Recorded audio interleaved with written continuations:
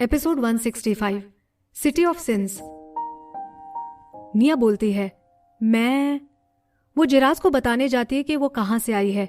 उसे पक्का पता था कि मेल्स अपने साथी के लिए कितने वफादार होते हैं। उसे ये भी पता था कि जिराज कुछ भी ऐसा नहीं करेगा जिससे उसे नुकसान पहुंचे। उसके शब्द गले तक आते ही हैं कि वो उन्हें वापस अंदर उतार लेती है, क्योंकि उसे दरवाजे पर करणवीर खड़ा दिखाई देता है। करणवीर निया का पीला चेहरा देखता है और उसके चेहरे पर भी अजीब एक्सप्रेशन होते हैं। वो बोलती है कि ये उसने जानबूझकर नहीं किया था, लेकिन उसे लगता है कि निया कॉमन नॉलेज पर ध्यान नहीं दे रही थी। वो पहले कहाँ रहती थी? वो सोचता है कि अगर निया को उसकी जवानी में किसी ने तहखाने में बंद कर दिया हो तो ठीक है, नहीं तो ये मुमकिन ही नहीं कि उसने पहले कभी बर्फ की बारिश ना देखी हो। वैसे भी फीमेल्स को कभी इतनी खतरनाक सजा देना नामुमकिन है। करणवीर कई जगह गया हुआ था और उसके दिमाग में कई जगह के नक्शे आ जाते हैं। फिर उसके दिमाग में एक बंजर और गहरी लाल दुनिया दिमाग में रह जाती है। Flame city. फ्लेम सिटी को सिटी ऑफ सिंस भी कहा जाता है। वहां के रहवासी सभी ऐसे लोग हैं जिन्हें फीमेल्स ने छोड़ रखा है। वो फीमेल्स से नफरत करते हैं और जिन फीमेल्स को उन्होंने छीन रखा था उन्हें वो खेलने की चीज समझते हैं। वो उनके बच्चों के साथ भी अच्छा व्यवहार नहीं करते हैं। फ्लेम सिटी के आदमी शातिर, क्रूर और सभी बहुत ताकतवर होते हैं। वो वहां से एक फीमेल को छीनकर वापस अपने गांव लाना चाहता था, लेकिन आखिर में उसे लौटना पड़ा क्योंकि वो लोग बहुत सारे थे। करणवीर जानता था कि निया अपने आप ही जंगल में आ गई थी और वहां से जिराज उसे बचाकर गांव ले गया। जब उसके दिमाग में ख्याल आता है कि निया फ्लेम सिटी से भागकर कैसे आई थी, ये सोचते ही उसका दिल जोरों से धड़कने लगता है और उसमें दर्द भी होता है। अनजाने में उसकी उंगली दरवाजे की फ्रेम में छेद कर देती है। निया अपनी बात बदलते हुए बोलती है, अब मैं ऐसे अंधाधुंध नहीं दौड़ूंगी। कोई दूसरों को नुकसान पहुंचाना नहीं चाहता और कोई दूसरों के लिए गार्ड्स भी रखते हैं। इसके अलावा करणवीर ऐसा पशु मानव था जो किंग भी बन सकता है। उसका स्टेटस दूसरों के मुताबिक ज्यादा सेंसिटिव था। जिराज निया को टाइट पकड़कर उठा लेता है और उसे बेडरूम में ले जाता है। वो बोलता है, अब मुझे तुम्हें अकेले छोड़ने में भी डर लगता है। मुझे डर है कि कहीं मैं ध्यान नहीं दे पाया तो तुम अपनी बेवकूफी की वजह से मर जाओगी। निया जोर से हंसने लगती है और उसके चेहरे के रंग फिर लौट आते हैं। वो बोलती है, मुझे आश्चर्य हो रहा था कि आज इतनी ठंड क्यों लग रही है, फिर पता चला आज तो बर्फबारी होने वाली है। तुम कपड़े बनाना जारी रखो, मुझे लाल और सफेद फर पहनना है। फिर वो एक मोटी एनिमल स्किन घास के ढेर पर रख देती है और वो निया को उस पर बैठा देता है। जिराज उसके चेहरे को हाथ लगाकर बोलता है, तुम्हारा चेहरा तो कितना ठंडा हो रहा है, तुम ये काम मुझे करने दो।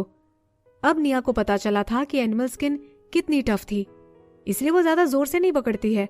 वो फिशबोन से बनी हुई सुई जिराज को दे देती है। ये लो। अचानक से करणवीर पूछता है, नागाल कहाँ है? वो अपना हाथ हटाकर रूम में जाता है। दरवाजे की फ्रेम में उसकी उंगलियों के निशान रह जाते हैं। जिराज बोलता है, पता नहीं, वो तो बारिश खत्म होते ही यहां से चला गया था। जिराज ऐसे बोलता है जैसे उसे कोई फर्क नहीं पड़ता है। जाहिर सी बात है कि करणवीर ने जो निशान दरवाजे पर छोड़े थे वो उसकी नजर से नहीं बच पाए। निया जिराज की तरफ आश्चर्य से देखती है। वो उम्मीद नहीं कर रही थी कि जिराज नागाल की बात को कवर अप करेगा। उसे लगता था कि जिराज ने गड्ढे के दरवाजे पर जो चट्टान रखी थी वो इसीलिए थी ताकि वो नागाल की वजह से परेशान ना हो सके, लेकिन अब उसे समझ में आया कि वो नागाल को सबसे बचाने के लिए ऐसा कर रहा था। उसकी सिल्वर पलकें टाइट हो जाती हैं और उसकी आंखों की गहराई में नफरत दिखाई दे रही थी। वो निया का मेल है, इसे निया को अच्छे से ट्रीट करना चाहिए। करणवीर की नागाल को मारने की बहुत इच्छा थी क्योंकि वो निया को सिर्फ अपने ही साथ रखता था। निया ने बहुत दुख देखे थे और उसके साथ अच्छे से व्यवहार होना चाहिए। अब उसे कोई भी परेशानी नहीं होनी चाहिए। निया को लगता है कि करणवीर सिर्फ यही समझ रहा है कि नागाल मेरा ध्यान नहीं रखता है। वो मुस्कुराकर उसे समझाती है, नागाल को पूरे ठंड के मौसम में सोना पड़ता है, इसीलिए वो गया है, किसी और को मत बताना। करणवीर की मारने की इच्छा अब कम हो जाती है और वो अपना सर हिलाता है। करणवीर का एटीट्यूड देखकर उसे अपने झूठ बोलने का बहुत बुरा लगता है। वो अपना चेहरा नीचे कर लेती है और खुद को एनिमल स्किन में बिजी रखने का नाटक करती है। बर्फबारी के बाद अब बड़े बर्फ के टुकड़े हवा में ऐसे उतर रहे थे जैसे छोटी नाव हो। उनके घर के दरवाजे के बाहर बर्फ जम गई थी तो जिराज खिड़की से बाहर निकलता है और बर्फ साफ करके दरवाजा खोल देता है। निया दरवाजे के पास आती है। उसने पतले स्नीकर्स पहन रखे थे। जब वो गेट पर पहुंचती है तो देखती है कि एक बड़ा बर्फ का टुकड़ा उसके सामने उतर रहा है। वो आगे हाथ करके उसे पकड़ लेती है। उस टुकड़े ने निया के पूरे हाथ को ढक लिया था। अब उसकी गर्मी से वो पिघलने लगा था और पानी बन रहा था। निया पशु मानव की दुनिया में ये नेचुरल प्रोसेस देखकर बोलती है, ये बहुत सुंदर है।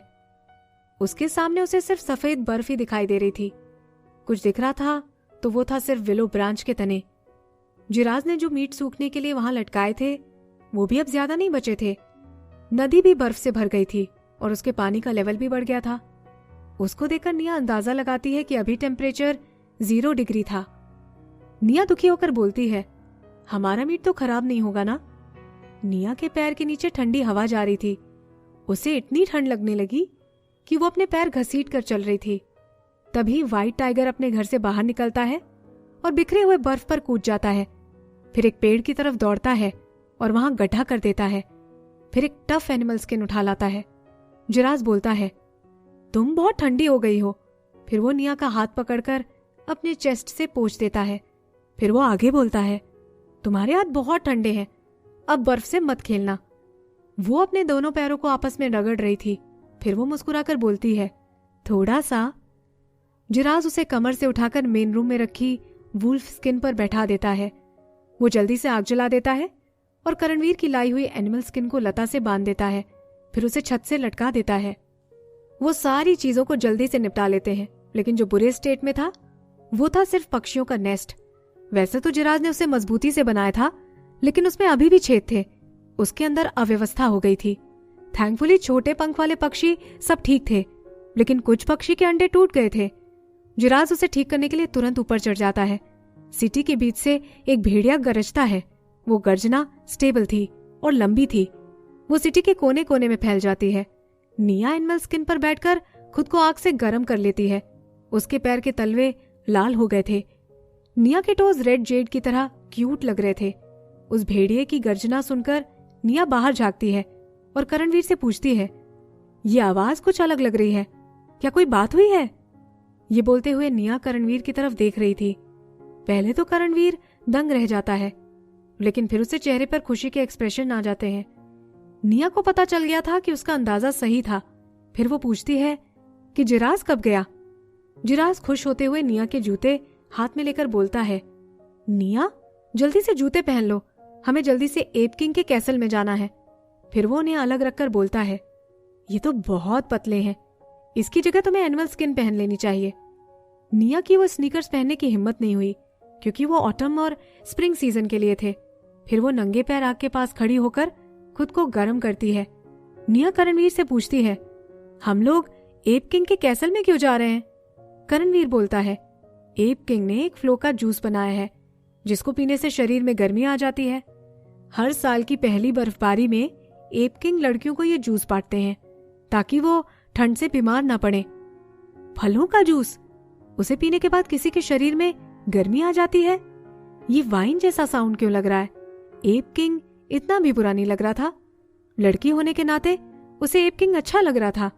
जिराज फिर एक भेड़िए को उठाता है और उसके आगे के पंजे काट देता है। फिर निया के पास जाकर बैठ जाता है। वो निया को बोलता है, इसे ऐसे पकड़ो। फिर निया अपने पैर आगे करके उसमें फिट कर देती है। जिराज निया को वो जूते पहनाकर फिर एनिमल स्किन की ही रोप बनाकर टाइट कर देता है।